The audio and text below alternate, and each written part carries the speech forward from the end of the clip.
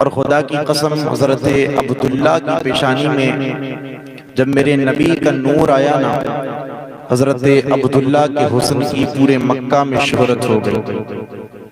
پورے مکہ میں باتیں کیا کرتے لوگ گھروں پر کہ عبد المطلب کے بیٹے اور سارے بھی ہیں، لیکن سب سے زیادہ جو حسین بیٹا گئے وہ عبداللہ گئے۔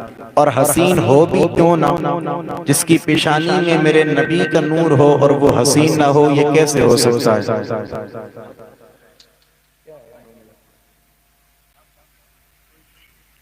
جس کی پیشانی میں حضور کا نور ہو اور وہ حسین نہ ہو، یہ تو محال ہے۔ اور ایسا حسن حضرت عبداللہ کا، ایسا حسن کہ راستے میں نہ مکہ کی بڑی بڑی معزز خاتون آپ کے راستے میں کھڑی رہتی، کس لیے کہ حضرت عبداللہ ہم سے کلام کریں، ہم سے بات کریں، اس لیے کہ کچھ اس میں وہ بھی تھی جنہیں اس وقت میں کاہنہ کہا جاتا تھا۔ وہ چہرہ دیکھ کر کے فیصلہ کر چکی تھی کہ یہ کوئی عام شخص نہیں ہے، بلکہ ان کی پیشانی جو اتنی چمکدار ہے، یہ آخری نبی کے نور سے چمک رہی ہے، آخری نبی کے نور سے۔ راستہ میں کھڑی ہو جاتی حضرت عبداللہ رضی اللہ تعالیٰ عنہ کی جیسے جیسے عمر پروان چڑھتی گئی نا، حسن میں اضافہ ہوتا چلا گیا، حسن میں اضافہ۔ جب آپ نے جوانی کی دہلیز پہ قدم رکھا نا، حضرت عبد المطلب کو فکر ہونے لگی، اب میرا بیٹا عبداللہ جوان ہو گیا ہے، اس کی شادی کا بھی انتظام کرنا ہے، کچھ نہ کچھ تو کیا جائے۔ جوانی کا عالم تھا، اللہ اکبر۔ حضرت عبداللہ رضی اللہ تعالی عنہ شکار کرنے کے لیے اپنے گھر سے نکلے گئے اور مکہ کے صحرا کی طرف نکلے، مکہ کے جنگل کی طرف کو نکلے۔ اللہ اکبر۔ اس وقت عرب کے لوگوں کا شکار اتنا طول پکڑا ہوا تھا، اتنے مشہور تھے، یوں سمجھو کہ عرب کے لوگوں کی اس وقت میں شان ہوا کرتی تھی۔ وہ شکار کرتے اور شکار کرنے کے بعد اپنے شکار کو اپنے جانور پر اپنے سے آگے رکھ کر کے لے کر کے آتے تھے۔ جو بھی دیکھتا تھا دیکھ کر کے کہتا تھا بڑا بہادر ہے، بڑا بہادر ہے۔ حضرت عبداللہ رضی اللہ تعالیٰ عنہ بھی نکلے گئے، مکہ کے صحرا میں آپ گئے، آپ شکار کرنے کے لیے جیسے ہی چلے گئے۔ میں عرض کر چکا ہوں حضرت عبداللہ کی جیسے جیسے ولادت ہوئی تھی، آپ کے مخالفین بھی بڑھتے چلے گئے تھے، آپ کے دشمنوں کی تعداد میں اضافہ ہوتا چلا گیا تھا، اس لیے کہ جو اہل کتاب تھے، یہودی علماء تھے، انہوں نے اپنی کتابوں کے علم سے یہ جانچ لیا تھا کہ نبی کے اقباب کا دنیا میں ظہور ہو چکا ہے، وہ دنیا میں تشریف لے کر کے آ چکے گئے، بس وہ اس پلاننگ میں لگے تھے، ان کا پورا پروپیگنڈا ہوتا تھا۔ کوئی موقع ایسا ملے، کوئی وقت ہمارے پاس ایسا آئے کہ ہم عبداللہ کو قتل کر دیں۔ بڑے لوگوں کو بھیجا حضرت عبداللہ کا قتل کرانے کے لیے، لیکن کامیاب نہ ہو پائے، سکسس نہ ہو پائے۔ اب جیسے کہ اپنے مشن میں یہ کامیاب نہ ہونے پائے نا، اب بڑے بڑے علماء نکلے گئے، ملک شام سے ایک جماعت نکلی، 700 افراد کی جماعت ہے۔ حضرت عبداللہ جوانی کی دہلیز پہ قدم رکھ چکے گئے، آپ نکلے گئے مکہ کے صحرا میں،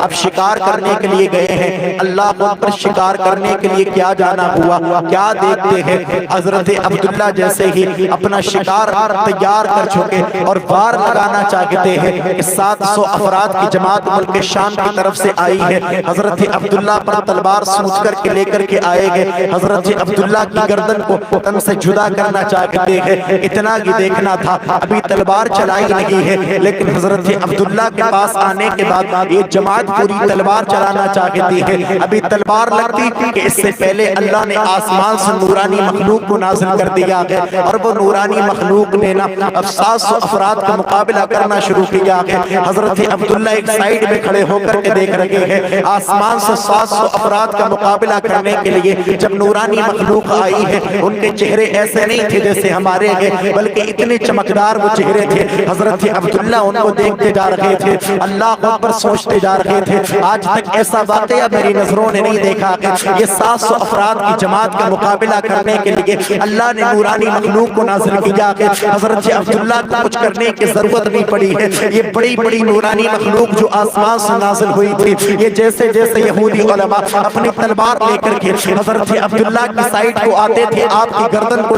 چن سے جدا کرنے کے لیے، ایک کوئی مرتا تھا، ان کے تلواروں کا مقابلہ کرتی چلی جاتی ہے اللہ کی نورانی مخلوق حضرت عبداللہ پر ایک بھی بار نہیں لگا کہ یہ 700 کے 700 افراد کو یہ نورانی مخلوق جو اللہ نے آسمان سے نازل کی سی سب کو ڈھیر کر دیا ہے، سب کو کاٹ کر کے ایک سائیڈ میں پھینک دیا کہ یہ کوئی اور نہیں تھی 700 افراد کی جماعت، یہ بڑے بڑے یہودی تھے، ان میں بڑے بڑے علماء تھے، ان کا دعویٰ یہ تھا، ان کا کہنا یہ تھا کہ جو نبی کے آخر الزمان اس دنیا میں آنے والا ہے ان کے آنے سے پہلے ان کے باپ کو قتل کر دیں گے تو وہ نہیں آ سکتے، لیکن کیا پتا تھا حضرت عبداللہ کا رکھوالا ان کا تحفظ کرنے والا کوئی دنیا کا بندہ نہیں تھا بلکہ ذات بارہ تعالیٰ تھی، اور خدا کی قسم میرا رب جسے عزت دیتا ہے اسے کوئی دنیا کا ذلیل نہیں کر سکتا، میرے امام کہتے ہیں اللہ نے جسے عزت دی ہو اسے کوئی ذلیل نہیں کر سکتا،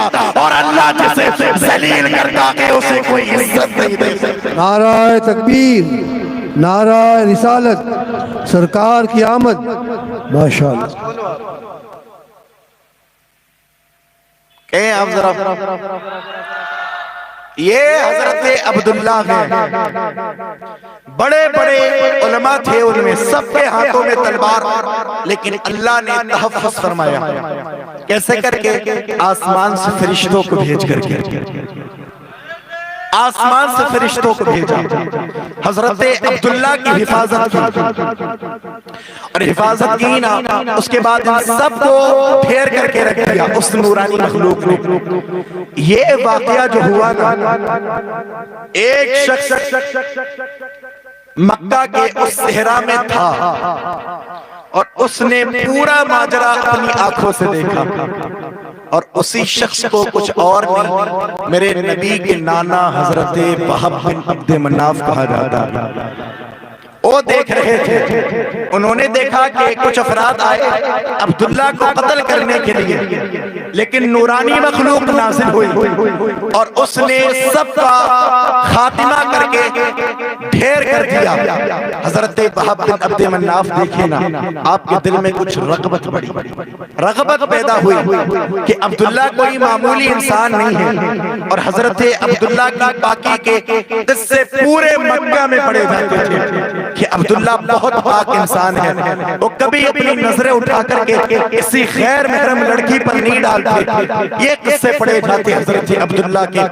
ادھر حضرت وہب بن عبد مناف اپنے گھر پہ گئے ہیں، آپ نے دیکھا کہ آپ کی صاحبزادی میرے نبی کی ماں حضرت آمنہ، ایک حکم کرے تھوڑا سا، میرے نبی کی ماں، اور خدا کی قسم باپ ایسا ہے کہ جس کی طہارت کی قسمیں مکہ کے کھاتے ہیں، میرے نبی کی ماں کا بھی عالم یہ ہے مدینہ میں میرے نبی کی ماں سے کوئی بھی پاک عورت نہ تھی اس وقت، کوئی بھی نہیں۔ اور بتاؤ نا میرے مصطفیٰ کی نہ باپ کا کوئی ثانی ملتا، نہ مصطفیٰ کی ماں کی طرح کوئی پاک عورت ملتی، اور ملے بھی جن کے بچپنے کا عالم یہ دیکھ کر کے بڑے بڑے کاہن، بڑے بڑے نجومی چکر میں رہتے کہ معاملہ کیا۔ ادھر حضرت عبداللہ، میں نے کہا نا نبی کی ماں کی عمر جب پروان چڑھی نا، حضرت عبداللہ کی جوانی کا عالم، حضرت وہب بن عبد مناف نے سارا معاملہ دیکھا تھا، گھر پہ آئے گئے، آنے کے بعد کہنے لگے میری بیٹی آمنہ جوان ہو چکی ہے اور اس کے رشتے کا فکر مند ہوں۔ میں کیا عرض کر رہا تھا، نبی کی ماں حضرت آمنہ نے جوانی کی دہلیز پہ قدم رکھا نا، حضرت وہب بن عبد مناف کہہ رہے ہیں بیٹی کا نکاح کرنا، کوئی اچھا لڑکا تلاش کرنا۔ میں کسی اور کی نکاح کی بات نہیں کر رہا جو آپ اتنے گھور کے دیکھ رہے ہو، نبی کی ماں نبی کے والد کی شادی کی بات کر رہا ہوں، ذرا رنگ میں آ کر کے بولو نا سبحان اللہ۔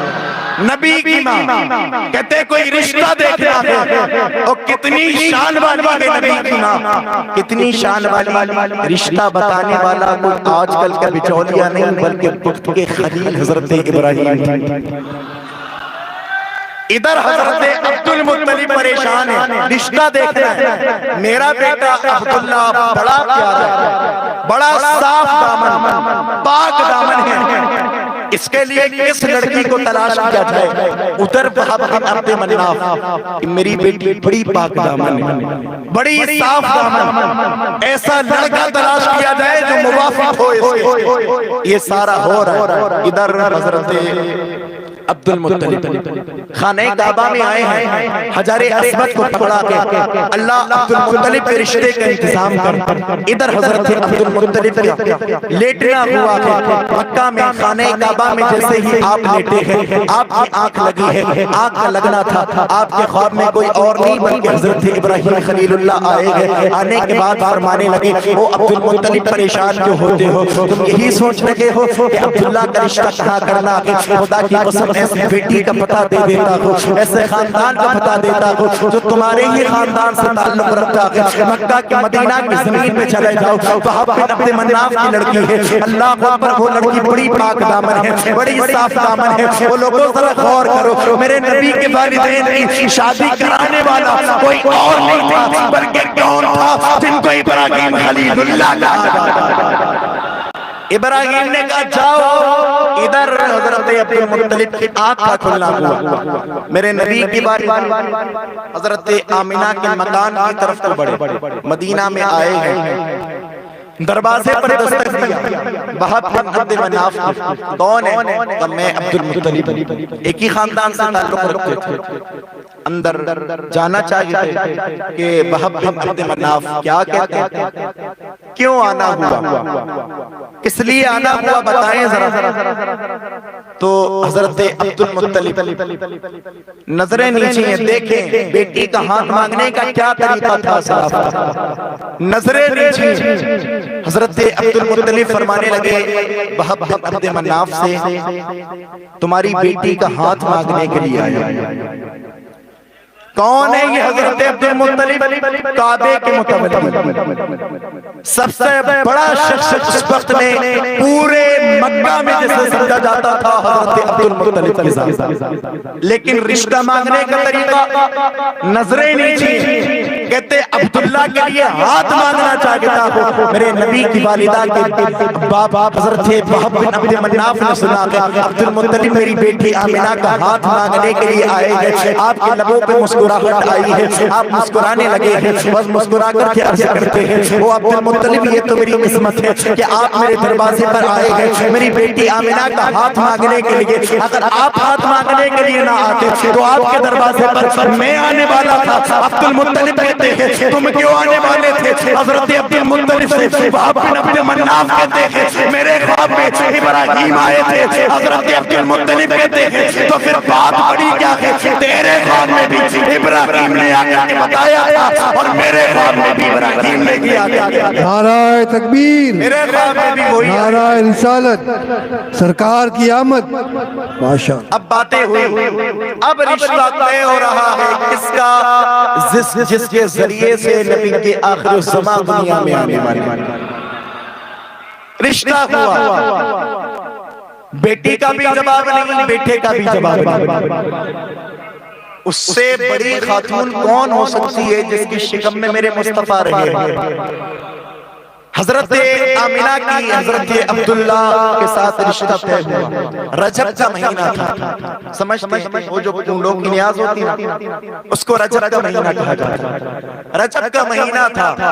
حضرت عبد المطلب کے بیٹے حضرت عبداللہ میرے نبی کے والد اور میرے نبی کی والدہ حضرت آمنہ کا نکاح مینا کے میدان میں ہوا، مینا کے، اور جس دن نکاح ہوا جمعرات کا دن تھا، جمعرات کا دن، اور اسی دن کی بات ہے شیخ عبدالحق محدث دہلوی نے تحریر فرمایا، وہ فرماتے ہیں اسی وقت میں میرے نبی پاک صلی اللہ علیہ وسلم کے والد حضرت عبداللہ مکہ کی گلی سے گزر کے جا رہے تھے، ایک خاتون آئی سامنے کھڑی ہو گئی، اللہ نے اسے بڑی کتابوں کا علم دیا ہوا تھا، اس نے عبداللہ کے چہرے کو دیکھا، حسن و جمال پہ نظر ڈالی، دیوانی ہو گئی، سامنے کھڑی ہے، اس لیے کہتی ہے عبداللہ جو تمہارے نام کے 100 اونٹ قربان کیے گئے سب میں دے دوں گی، صرف 1 گھنٹہ مجھے دے دو، 1 گھنٹہ، میں اشارہ تنازع کر رہا ہوں، زبانی ہے یا خاموش؟ کہتی ہے 1 گھنٹہ مجھے دے دو، بس 1 گھنٹے کے لیے میرے ہو جاؤ، جتنے چاہو گے اتنی دولت تمہیں دے دوں گی۔ میرے نبی کے والد کی کیا پاکی تھی، سامنے بڑی خوبصورت عورت ہے، بڑی حسین دوشیزہ کھڑی ہے، لیکن حضرت عبداللہ کہتے ہیں نہیں، میری شادی ہو چکی ہے، میری بیوی آمنہ ہے، مجھے اس کے پاس جانا ہے، تیرے پاس نہیں لیٹنا۔ حضرت عبداللہ کو بڑا بھڑکانے کی کوشش کی گئی ہے، لیکن حضرت عبداللہ اس کے پاس جانے کا نام نہیں لیا گیا۔ حضرت عبداللہ جان چھڑا کر کے اس کے پاس سے گئے ہیں، ایک گلی سے نکلے ہیں، دوسری گلی میں کیا دیکھا، ایک خاتون اور کھڑی ہوئی ہے، وہ بھی کھڑے ہو کر کے کہہ رہی ہے وہ عبداللہ مجھے اللہ نے بڑی دولت دی ہے، میں بڑی دولت کی مالکن ہوں، میرے پاس بہت پیسہ ہے، میرے پاس بہت دولت ہے، میرے پاس بہت زمین و جائیداد ہے، اگر تو مجھے 1 گھنٹہ دے دے گا، میرے پاس 1 گھنٹہ گزار دے گا، تیرے لیے بہت ساری دولت دے سکتی ہوں، بہت سارا پیسہ دے سکتی ہوں، لیکن میرے نبی کے والد ہیں، نظریں جھکی ہوئی ہیں، کچھ کہنا چاہتے ہیں لیکن اس بات چلنا نہیں چاہتی ہے۔ حضرت عبداللہ کو غیر آ گیا، ایک گلی سے نکلے گئے، دوسری گلی میں خاتون ملی ہے، دوسری سے نکلے گئے، تیسری گلی میں خاتون ملی ہے، اور وہ خاتون جو حضرت عبداللہ سے یہ کہتی تھی وہ عبداللہ میرے پاس 1 گھنٹہ دے دو، وہ بے شرم خاتون نہیں تھی بلکہ بڑی بڑی پاکیہ تھی، لیکن بات کیا تھی، حضرت عبداللہ کی پیشانی میں نور مصطفیٰ چمک رہا تھا۔ وہ خاتون کو اللہ نے بڑا علم دیا تھا، اس نے اپنی کتاب کے علم سے اس بات کا پتہ لگا لیا تھا کہ عبداللہ کی پیشانی میں نور محمدی چمک رہا ہے، اگر عبداللہ 1 گھنٹہ مجھے دے دے گا تو نور محمدی میرے شکم میں آ جائے گا، لیکن مشکل کو کچھ اور ہی منظور تھا۔ اللہ جو چاہتا ہے ہوتا وہی ہے، میرے مصطفیٰ کا نور حرام طریقے سے کسی شکم میں نہیں آیا، بلکہ وہ خود فرماتے ہیں میرے مصطفیٰ نے فرمایا میرا نور پاک اسلام سے پاک حرام کی طرف سبحان اللہ سبحان اللہ۔ حضرت عبداللہ یہاں سے بھی بچے، شب آئی ہے، کون سی شب؟ جس کو جمعہ کی شب کہا جاتا ہے۔ میرے نبی کے والد کی ملاقات میرے نبی کی والدہ حضرت آمنہ سے ہوئی۔ ملاقات کا کیا ہونا، اسی رات اللہ تعالیٰ نے میرے نبی کے نور کو صلب حضرت عبداللہ سے شکم حضرت آمنہ میں منتقل فرمایا۔ حضرت آمنہ کی شکم میں آیا، کون سی رات تھی؟ جمعہ کی رات۔ کون سی؟ جمعہ کی رات۔ اور حضرت امام احمد بن حنبل کے نزدیک اسی لیے شب جمعہ شب برات سے بھی افضل ہے، شب قدر سے بھی افضل ہے۔ وہ کہتے ہیں افضل اس لیے ہے کہ میرے نبی کا نور حضرت عبداللہ سے منتقل ہو کر کے حضرت آمنہ کے شکم میں آیا تھا۔ اب کیا نہ ہوا، مصطفیٰ کا نور حضرت آمنہ کے شکم میں آنا ہوا، اللہ تعالیٰ کا حکم ہوا او فرشتوں آسمان کو سجا دو، جہنم کے دروازوں کو بند کر دو، دروغہ جنت کو حکم ہوا جنت کے دروازوں کو کھول دو۔ ابھی مصطفیٰ نہیں آ رہے، صرف مصطفیٰ کا نور حضرت آمنہ کی شکل میں آیا، لیکن حکم ہوتا ہے جنت کو سجا دیا جائے، آسمانوں کو سجا دیا جائے، کائنات کو جگمگا دیا جائے۔ کسی بھی شیطان کو حکم نہیں ہے آسمان پہ چڑھنے کا، بڑے بڑے بادشاہوں کے تختوں کو پلٹ دیا گیا، اس لیے میرے نبی کا نور آمنہ کی شکل میں آیا۔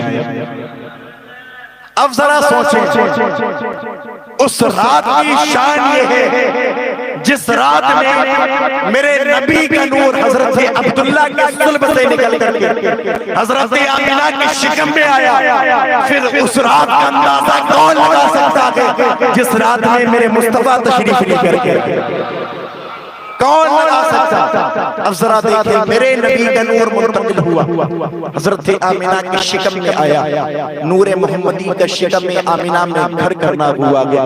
حضرت عبداللہ وہی خاتون جس نے پہلے حضرت عبداللہ کو گھیرا تھا، ایک گھنٹہ دے دو، اب نکل کے گئے نا دوسرے سے حضرت عبداللہ، سامنے سے نظر ڈالی اس نے حضرت عبداللہ کی پیشانی پر، نظر ڈالتے کہتی ہے عبداللہ کسی عورت کے ساتھ رات بسر کی تھی کیا؟ کہا ہاں میری بیوی ہے نا حضرت آمنہ، ان کے ساتھ رات گزاری۔ تو کہتی ہے اب آپ کا ساتھ مجھے نہیں چاہیے، اب میں نہیں چاہتی آپ کے ساتھ وقت گزارنا۔ در حقیقت خواہش صرف نور محمدی کو شکم میں لینے کی تھی، نور محمدی کو بات صرف اتنی تھی کہ نبی کی آخر الزمان کا نور آ جائے، اب مجھے کوئی لینا دینا نہیں۔ لیکن یہ حضرت عبداللہ کے اب میرے نبی کا نور منتقل ہوا حضرت عبداللہ سے، شکم میں حضرت آمنہ میں آیا۔ اللہ اکبر، حضرت آمنہ کی شکم میں مصطفیٰ کا آنا ہوا، کائنات کو سجا دیا گیا، کائنات کو رچا دیا گیا۔ اب میں نبی کی والدہ کے تذکرے پڑھنے لگا ہوں، اب ذرا سنیے گا، کائنات کو سجایا گیا، کائنات کو رچایا گیا، جنت کو سجایا گیا، جہنم کے دروازے کو بند کیا گیا، حکم ہوا فرشتوں آسمانوں کو بھی سجا دو۔ اللہ اکبر، اب جتنی بیٹی والے ہیں سب کے گھروں پہ بیٹے آنا شروع ہو گئے ہیں۔ یہ مصطفیٰ کے صرف نور محمدی کی برکتیں ہیں، صرف مصطفیٰ کا نور آیا ہے۔ اس کے بعد دیکھئے گا اب مصطفیٰ کا نور جیسے کہ حضرت آمنہ کی شکم میں آنا ہوا، حضرت آمنہ کہتی ہیں میرا بیٹا محمد جب میرے شکم میں آیا مجھے خبر ہی نہیں لگی کہ کب آ گیا۔